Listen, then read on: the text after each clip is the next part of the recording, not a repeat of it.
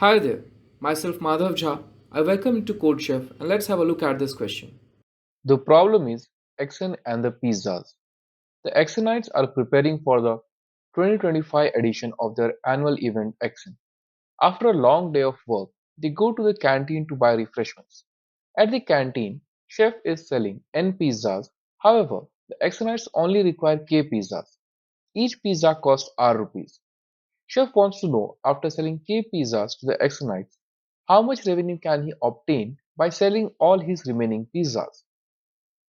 For the input format, in a single line we have three inputs N, K and R representing the number of pizzas that chef is selling, the number of pizzas K that Exonites are going to buy, and R being cost of each pizza. For the output, you have to output the amount of money in rupees that chef can get after selling the remaining pizzas. For the constraints, K and N will go from 1 to 100 and same will go for the price of each pizza. Let's have a look at the sample input.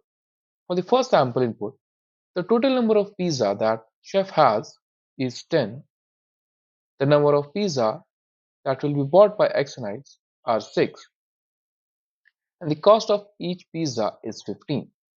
So first we find out what is the remaining number of pizza after selling to the Exonites. So that will be n minus k. Here it is 10 minus 6, that is 4. So the cost of 4 pizzas is nothing but 4 multiplied by 15. That will be, in our case, 60. So 60 is the amount that chef can get after selling the remaining pizzas. So for the solution, we'll simply print n minus k multiplied by r, and this will give us our solution. Let's see how we can implement the solution in C++.